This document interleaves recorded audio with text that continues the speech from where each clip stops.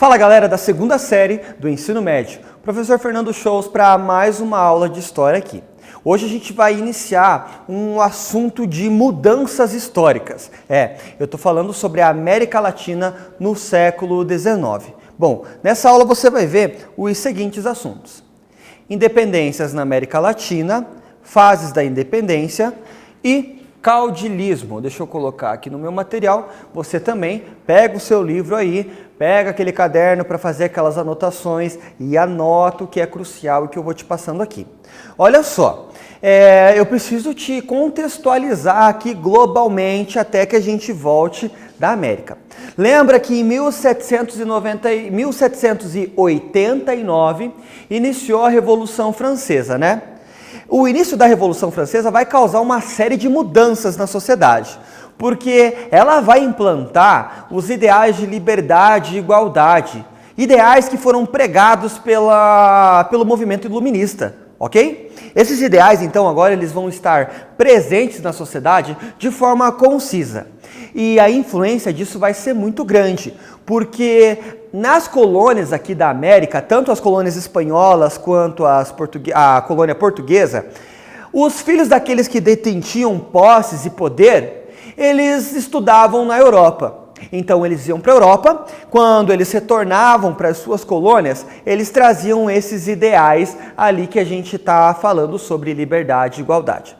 Eu preciso te lembrar também de um contexto aí, que quando tem o fim da Revolução Francesa, em 1789, a gente tem a ascensão de uma figura política muito importante na história, que é Napoleão Bonaparte, que durante a sua expansão napoleônica acabou dominando várias regiões da Europa, principalmente ali na Península Ibérica, a Espanha e Portugal. Isso vai ter uma influência direta nas colônias aqui na América.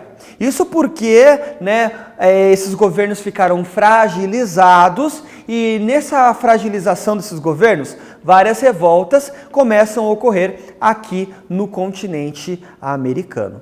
Tranquilo sobre isso? Bom, para você compreender um pouquinho melhor, olha só, eu vou colocar aqui. Independências na América Latina. Acompanha lá no seu livro.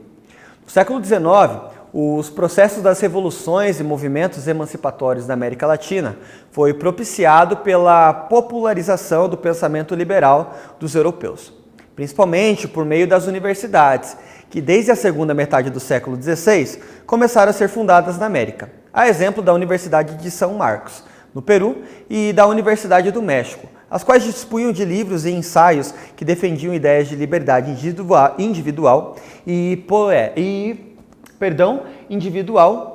e política. Tranquilo. Olha só, vem comigo aqui. Eu te falei, que muitos iam estudar na Europa, mas também a gente tem universidades aqui. E esses professores, esses estudantes, eles vão entrar em contato lá com os ideais iluministas, o que vai fazer com que eles reflitam sobre a sociedade e queiram implementar também esses ideais aqui. Eu preciso te lembrar que na América Espanhola a gente tem a seguinte divisão, tá? A sociedade era assim. Tinha os chapetones, que eram os de origem europeia que vieram direto para a colônia, Então, eles eram os chapetones. Tinham os crioulos, que eram os filhos dos chapetones que nasciam aqui na América. Os mestiços, que quando tinha essa miscigenação cultural, e étnica também. E a gente tem ali índios escravizados nessa sociedade.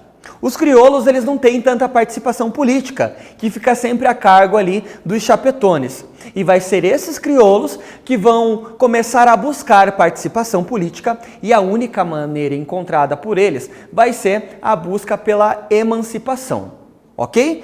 A busca pela independência. Emancipação e independência são termos que estão ligados historicamente.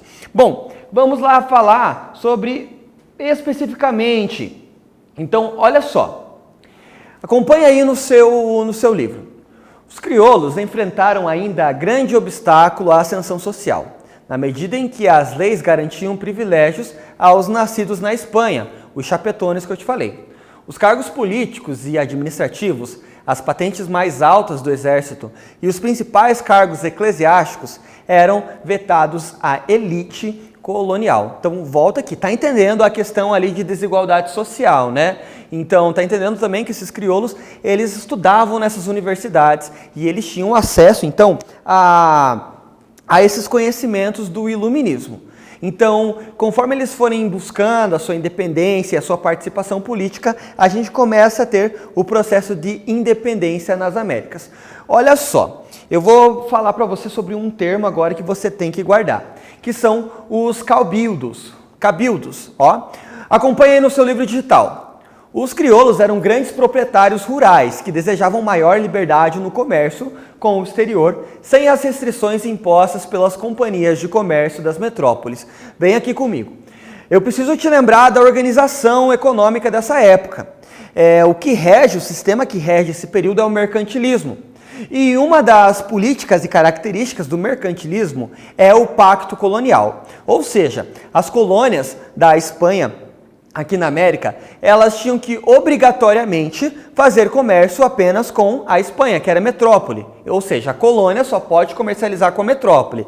Assim como o Brasil, né, mesmo no seu período colonial, só poderia comercializar com Portugal. Gravou isso? O que eu estou falando para você?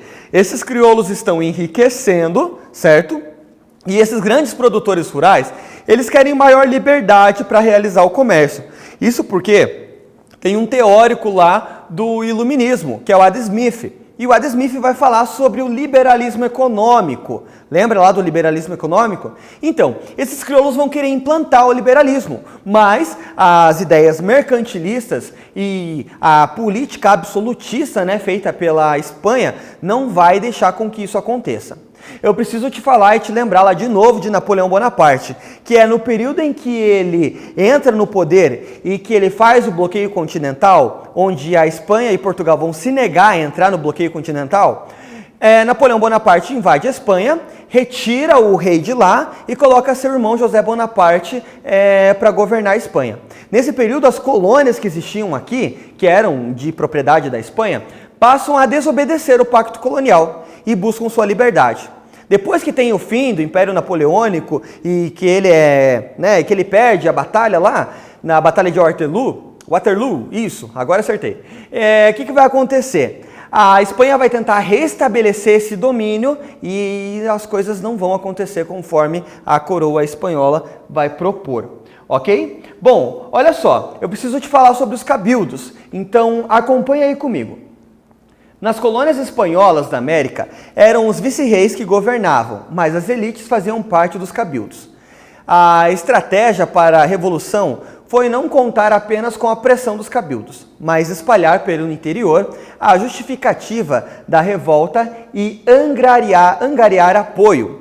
Ou seja, os crioulos vão buscar se aliar com outros grupos da sociedade ali, que também vinham injustiçados por todo aquele contexto histórico ali.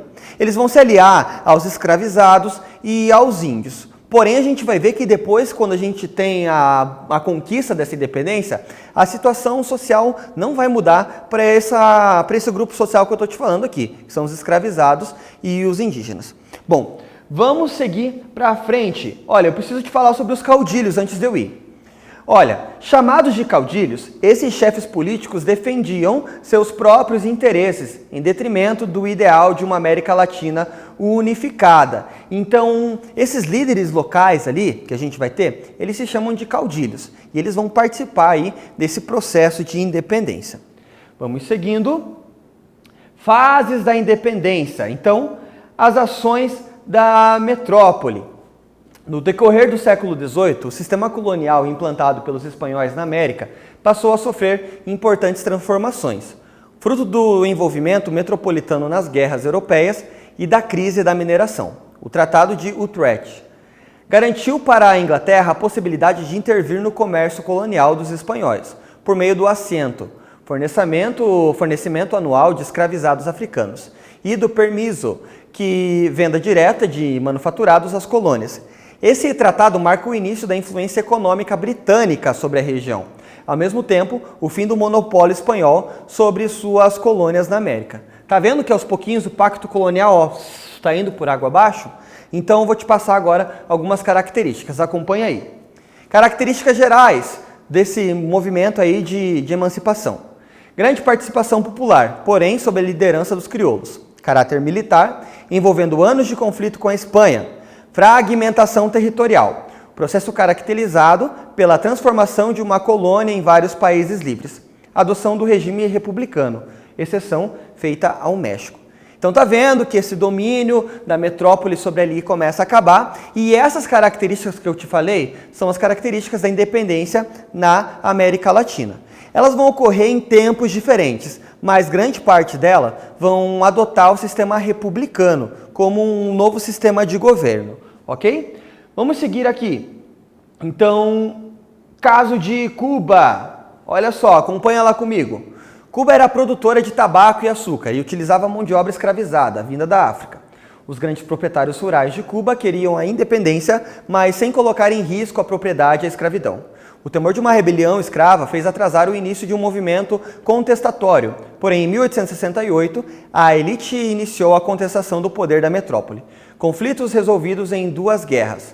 O advogado Carlos Manuel de Céspedes liderou um desses movimentos, a chamada República em Armas, dando de fato início a uma guerra pela independência, que durou 10 anos, em decorrência da guerra, como represália aos revoltosos, cujas lideranças eram compostas por grandes latifundiários. A escravidão foi abolida em 1886. Então, olha só, não é porque esses países, né, esses grupos se transformam em países e adotam o sistema republicano, que a gente vai ter em todos o fim único, né, o fim em todos esses locais da escravidão. Vai ser processos que vão acontecer em tempos diferentes, ok? Bom, existem vários líderes, né, e eu vou te ressaltar um aqui, que é o José Martí.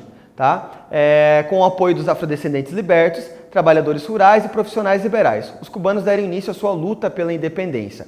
Pouco depois, os rebeldes obtiveram o apoio estadunidense. Estados Unidos que conquistou a sua independência lá em 1776, mas que só foi aceito pela Inglaterra em 1783. Tranquilo? Vamos lá, seguimos em frente.